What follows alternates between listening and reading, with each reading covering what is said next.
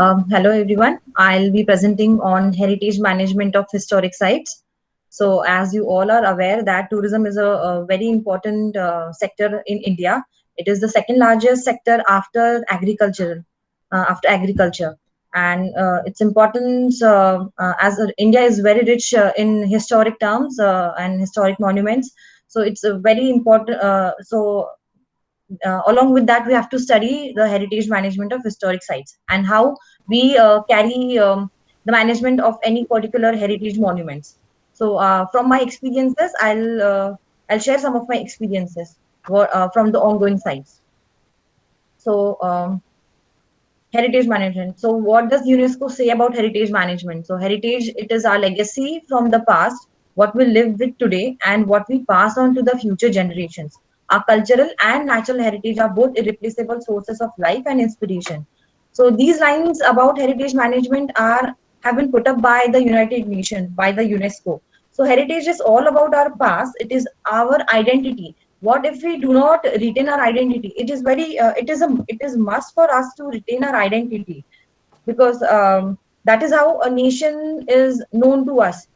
For example, if you go to Paris, you automatically imagine Eiffel Tower. But in the case of India, or you automatic anyone from out of India will imagine structures such as temples from South India, or maybe a Taj Mahal. So that is how an identity is created for any country.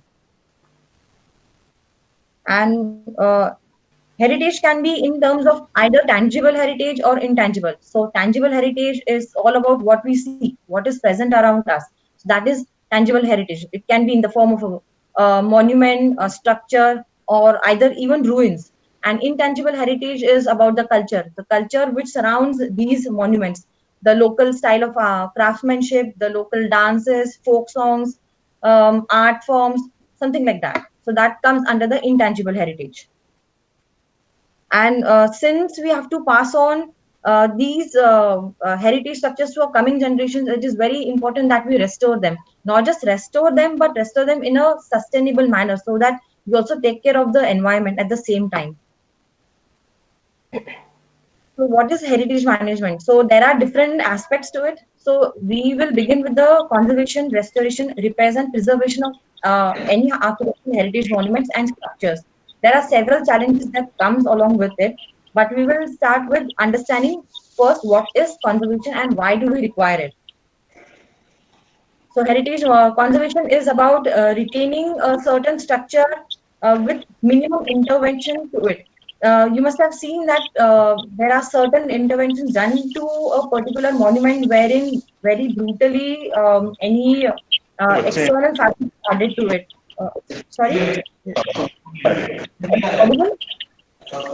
Yes, yes. I was starting. Miss, Mr. Paramjit Singh, please Yes. mute yourself.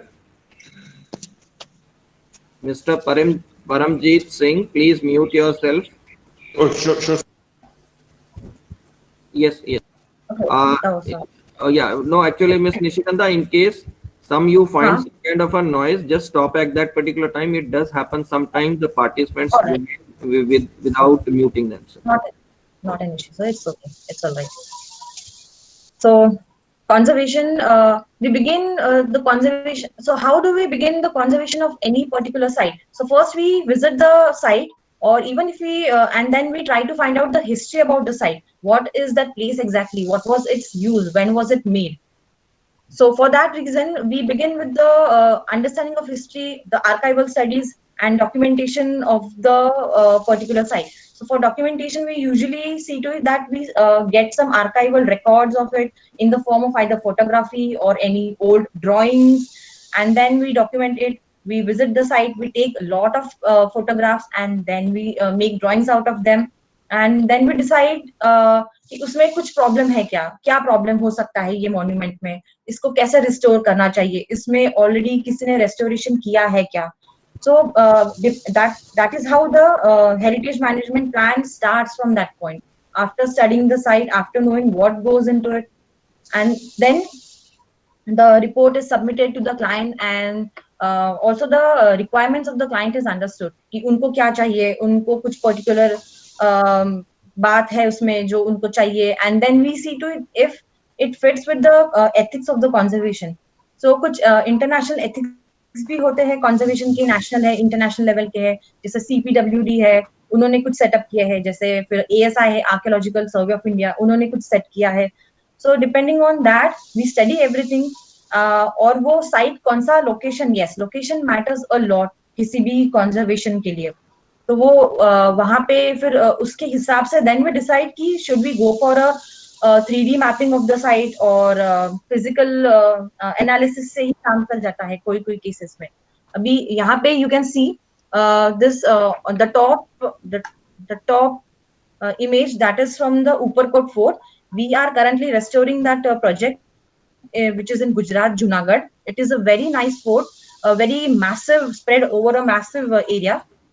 So we begin its study by collecting all the traditional data, all the archival photographs of it, and trying to understand, because there has been several historic interventions to this site.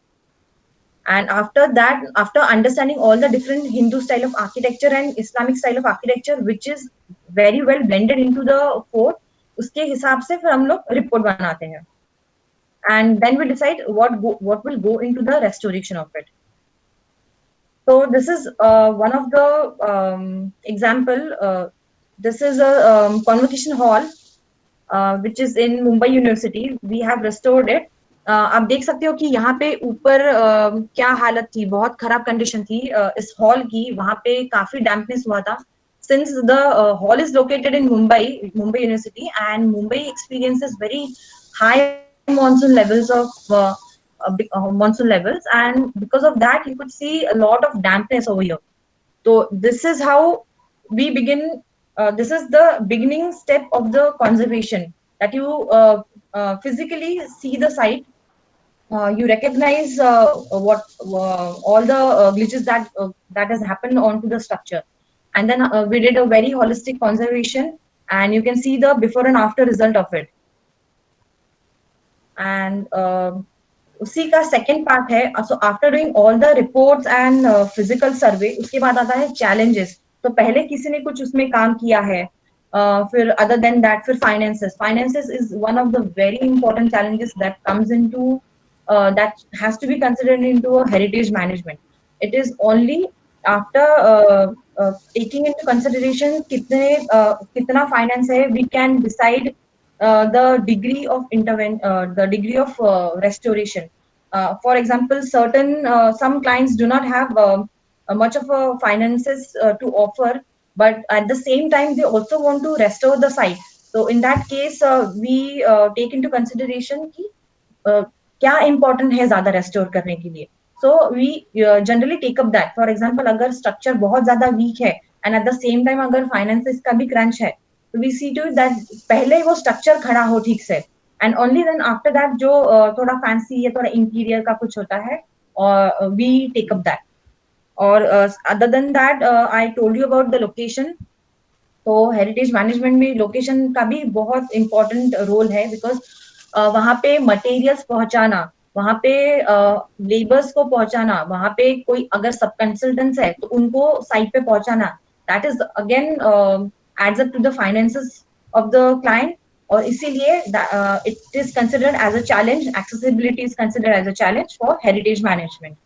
So this image is again from the Uparkot Fort, which I described. जो जूनागढ़ में अभी हमारा काम चालू है, उसमें the entrance of the fort is not as big कि that the truck can go inside. So we have to unload all the materials, all the tools, machineries from the truck onto the with the help of a crane sometimes onto the tractor, and then the tractor goes into the site.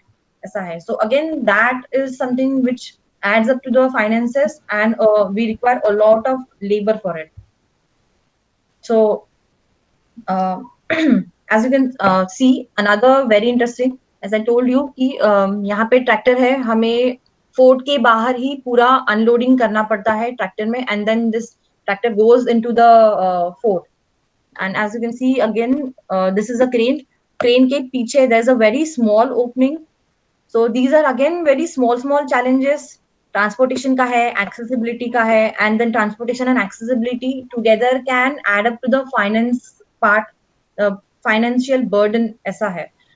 So transportation hindrances हुआ, उसके बाद again height challenges, the individual challenges of every monument. So this fort has several different monuments, and since the fort is located in Gujarat, Gujarat has a very nice history of different kinds of wow. A wow is a step well.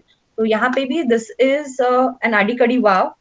तो इसमें ये अड़ीकड़ी वाव है, और ये this is another well which we call as नवगन कुओं. तो ये दोनों में हाइट काफी नीचे है, इसीलिए इसका क्लीनिंग का बहुत प्रॉब्लम हो रहा था. We cannot always keep the laborers suspended from above with harnesses. So we had to do a lot of brainstorming. तो उसमें से we came up with this idea that we should use the plastic drums, जो plastic के drums होते हैं. We have placed that, and उसके ऊपर हम लोगों ने एक प्लेटफॉर्म ऐड किया है. एंड देन वो platform which it's based on the buoy mechanism, वो फ्लोटिंग वाला मैकेनिज्म पे है. And then we have suspended the ropes for harness, क्योंकि थोड़ा ऊपर का क्लीनिंग वगैरह है उसके लिए. एंड देन उसके ऊपर हमने we have put up scaffoldings. As you can see ये स्कैफोल्डिंग्स है. So these are various challenges which we step every day, and every day we have to come up with something new. And besides that, before we began to start working for the wows and wells, we had to make sure that at least some part of the water had to be clean. Since these wells hold religious sentiments, there are several tourists and visitors who come there, and they just simply throw the drinking bottles, the chips wraps into the well.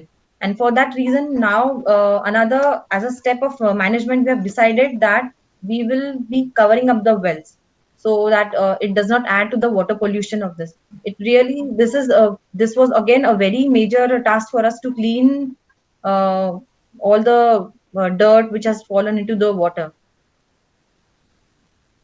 So again, challenges and hindrances. One of the biggest challenge again for the fort is the encroachment area, which has happened right outside the fort area. So since the fort is located near the Girnar Hill. Girnar Hill is one of the tallest peak of Gujarat, and that the entire region receives a lot of rainfall. And because of that, there has been a wall collapse due to heavy monsoon rains. And fortunately, no one was hurt. That area was vacant right where the debris fell down. But we cannot say that what could cause anything. Any rains in the future can cause unfortunate incidences, and therefore this is another challenge in heritage management of encroachment. So we have asked the local corporation to take care of the encroachment, and they have promised us that they are going to rehabilitate all the people who live illegally around the fort. Another challenge of management.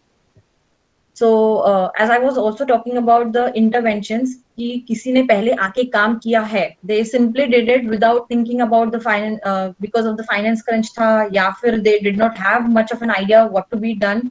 So in that case, ये बहुत अच्छा एक example है. This was supposed to be a very grand entry for the fort, and यहाँ पे ऊपर there's a platform where you can see a screen like thing. यहाँ पे जाली जैसा कुछ है, तो where the soldiers used to stand and take overlook if anyone is coming in, who's coming in, going out of the fort. But someone just decided later on to do a RCC intervention. So again, RCC is a modern material which just does not go with the traditional limestone of the fort. So we had to get it removed. And again, this is affecting the authenticity and originality. See, for conservation or restoration of heritage monuments, it is necessary to retain the authenticity. The ethics say that you have to retain a structure with minimum intervention. जितना authenticity आप maintain कर सकते हो उतनी करनी चाहिए, जितनी originality होनी चाहिए, काफी originality आपको maintain करनी चाहिए. So as in the beginning, as I told you, कि documentation is necessary. So documentation से हमें पता चलता है, we had a photograph of this particular region, जिसमें से हमें पता चला कि there hasn't been any slab in this region. So from that we decided to take it down. So these are some of the charters which we follow. The ASI, Archaeological Survey of India, so they have set up some norms. Other than that, there's ICOMOS, there's SPAB, and there's INTAC. These are some of the charters who have been working endlessly to see to it that the restoration is done within certain following certain rules and sets. So this is authenticity maintaining. I gave you a point about how to retain an authenticity. So someone had redone this particular sculpture with cement, but cement is a new material. It's a contemporary material. So we had to redo it in using lime. So lime, because originally there has been lime. So when the structure was made, this was from the Convocation Hall, Mumbai University.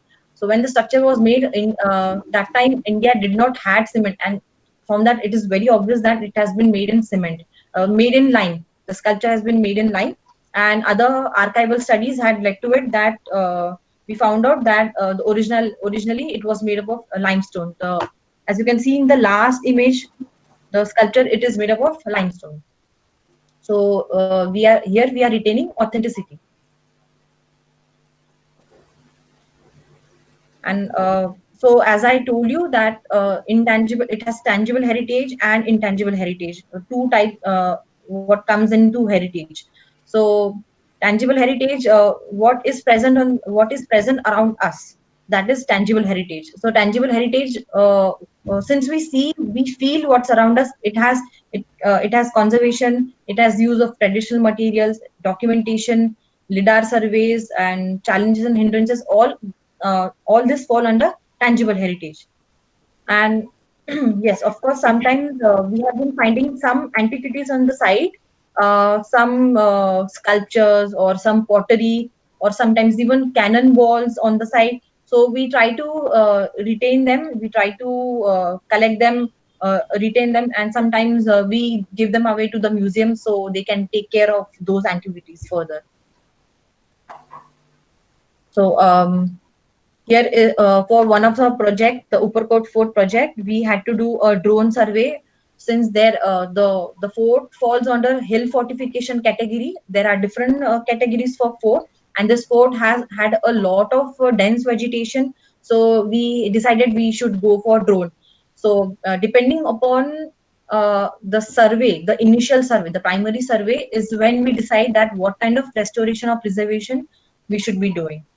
And again, this adds this is the drone survey has been very helpful to us.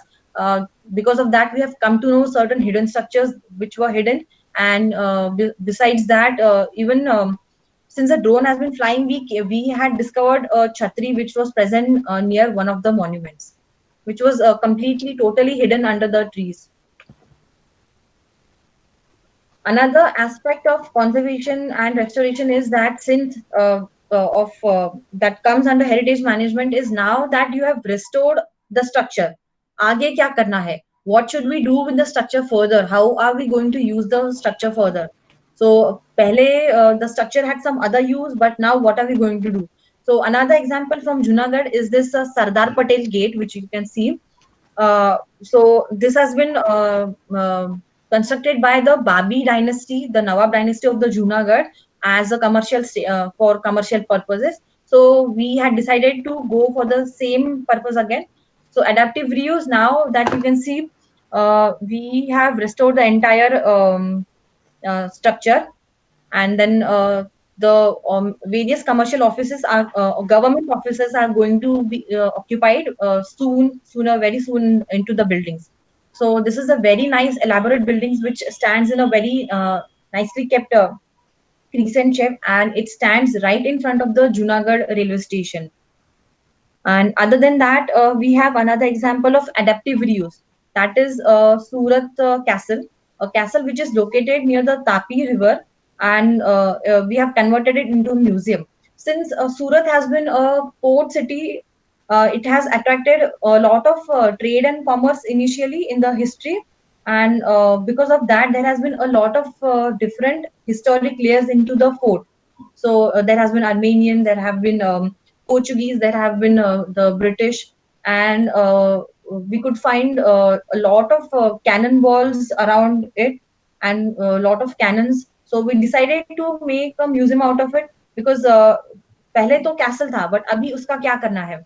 So everyone should come to know कि how the lifestyle they had, the different types of rooms they had, the different artifacts that they possessed. So we have very well arranged them, and now it is open to public. Now phase 2 of the project is going on. So phase 1, we decided in the heritage management that we should go for phase 1, see how what kind of response we get with the help of Surat Municipal Corporation, and the response is really good from the visitors. And because of that, we have decided to go for the phase 2. As I was talking, that some antiquities we had found on the fort side. You can see this is the some artwork from of which depicts Jain style of architecture, and some other artwork which depicts the Hindu style of architecture. So we come to know that there have been the Upperkot Fort had different styles and different era, and kings who follow different religions. And besides that, the first image which you can see, the boxes, so that is a part of our evidence collection.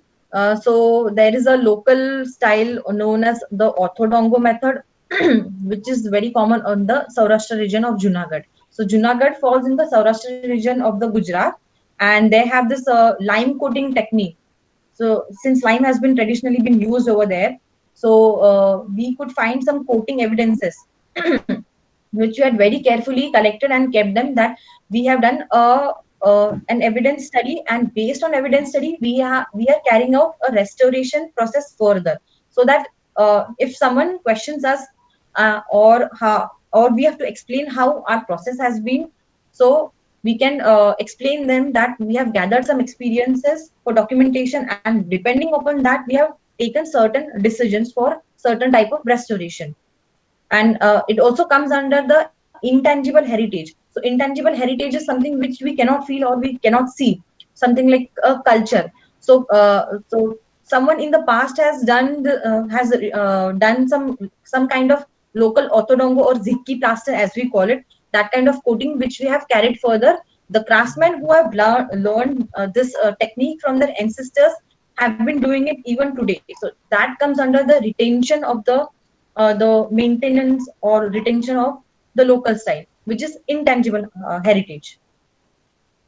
So initially we have found a lime chakki. The first image with the bull around, that is a lime chakki.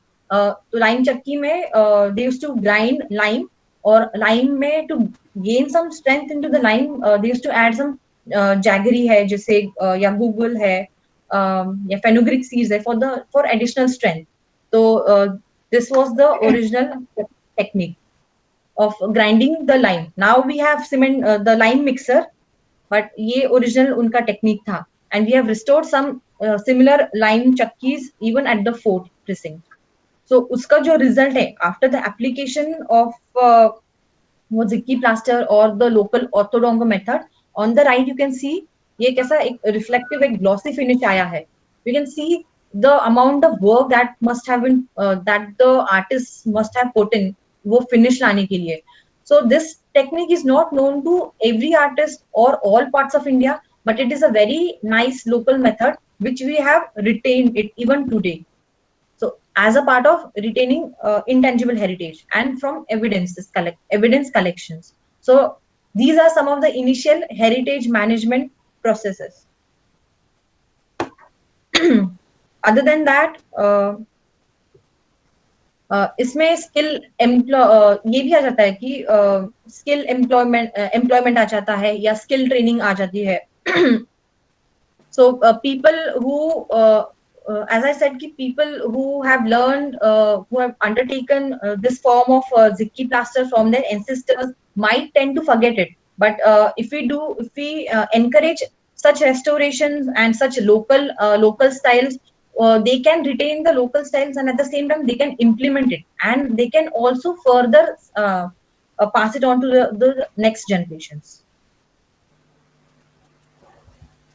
Another part of heritage management is the human resource management. So unless there are laborers and lot of human resource, any project is not possible. It is only because of the strong team that we are able to deliver a very good projects. इनके बिना तो project हो ही नहीं सकता है. So on the first page, as you can see, Mr. Ram Savani, who is the director of Savani Group, is giving some advices to the laborers and to all the team members who are involved into the process. And we also see to it that the local community is involved at the site. It is not just that we get the laborers from different parts of India, but also we have laborers from 5 to 6 different states. But at the same time, we see to it that the local people also get to work on a site. One very interesting thing is the fort, the Junagadh fort, the Upperkot fort in the Junagadh. There have been some guides who could not work because who could not get any employment because the work started and they did not have any other skill other than being a guide. So we had asked them to work with us, and now they are working with us. And because of them, we have come to know many other things about the fort, as well as we have been trying to help them as a part of the local community employment. So these are some of the team members who are involved in documentation and marking on sites. As I told you, again, Swachh Bharat Mission, we see to it before starting our work that the site is maintained. We give educate a good place to stay for the laborers, hygiene, toilets, hygiene, places to stay, the food, everything, and everything on the site is clean before we begin with the work. And you can see all the debris, all the things that have been lying on the site. We have been clearing them before beginning and disinfecting of the site. And below you can see a labor camp. Besides that, we for the visitors and tourists, we have been planning toilets and bio toilets and construction of toilets, because toilets and drinking water is one of the very basic requirements of any tourist site, because um, you can the site takes up a lot of your time. So because of that you need to cater to these basic needs of the visitors. Unless you cater to the basic needs at any place, be it heritage monuments or be it any government building, no one's going to really visit there.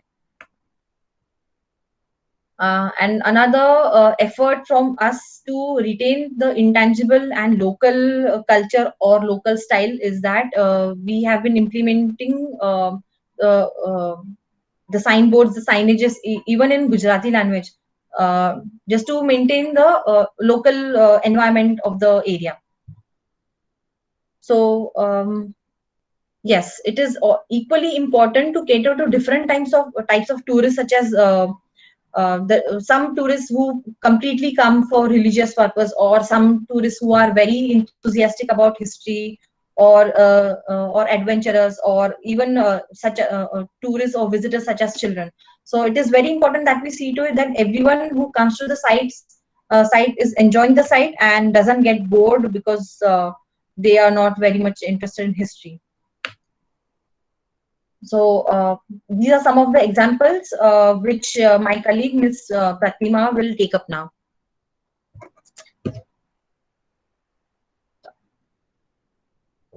Hello. Okay.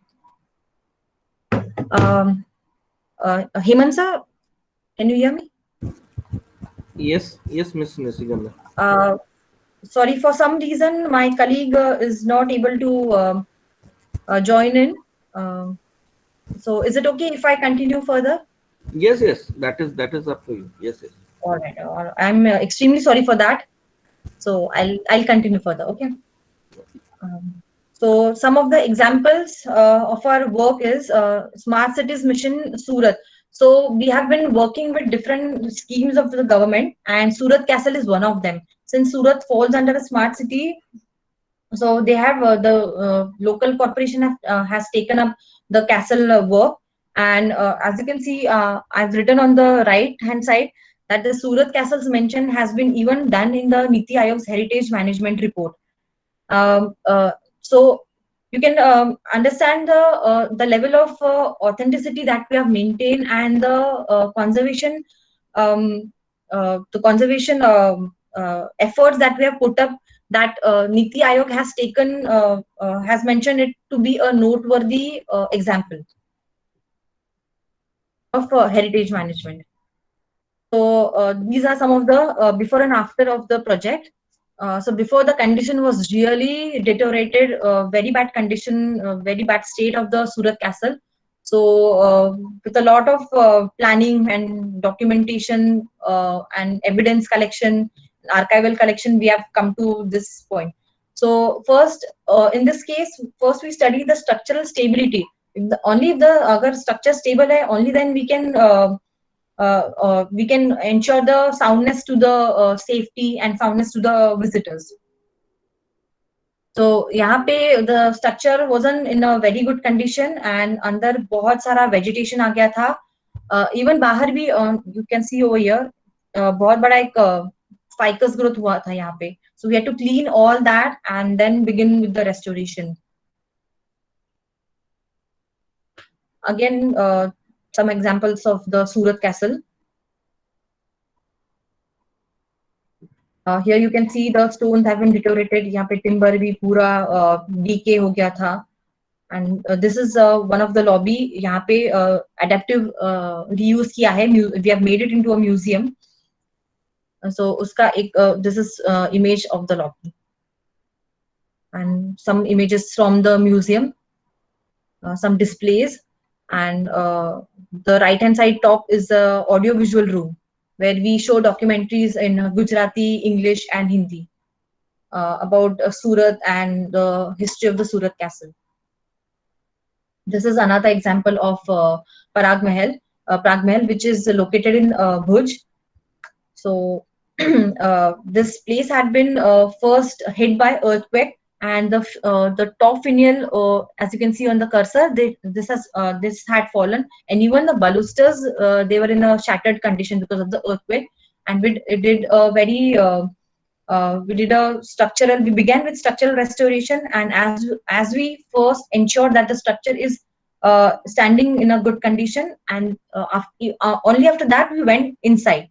So even inside, because of the earthquake, many of the sculptures such as these were in a bad condition, and the chandeliers were all shattered because of earthquake. The glasses were all broken, so we got them all restored back in place. So for chandelier and for sculpture, we had special artists who have been coming from different parts of India to restore. And this place, maybe some people must have already visited here, or this place has been endorsed by Amitabh Bachchan for Gujarat tourism, and many film shootings have been conducted over here in this palace. So some of the national policies and schemes which we have been working for are the cellular jail, which is at Port Blair under the Swadesh Darshan scheme, and this image is for the entrance of the cellular jail. Another Smart Cities Mission project is the Visakhapatnam Old Municipal Office and the Town Hall. So before, the condition was really bad. It was all decayed, deteriorated. So we got it restored back. So here it is very difficult to make people understand the importance of heritage and why we should retain the heritage and not bring them down. You can see the very beautifully restored. It brings back the glory of a place, and it gives an identity. For example, someone from Visakhapatnam could say that yes, this place has been restored, and this we have a very nice heritage monument in my city. This is a example from the Rajabai Clock Tower and University Building, which is which is located in Mumbai University Fort Campus. So again, as I told you, that Mumbai receives very heavy rainfall, and because of that, all the facade, the face of the building had become all blackish in color because of the fungus growth, and we have got it all cleaned with least intervention. And some techniques which are authentic in our in the heritage field, and we have brought the glory back. And this is because of the CSIR funding. Again, another scheme which we are working for. Thank you. That's it from my side.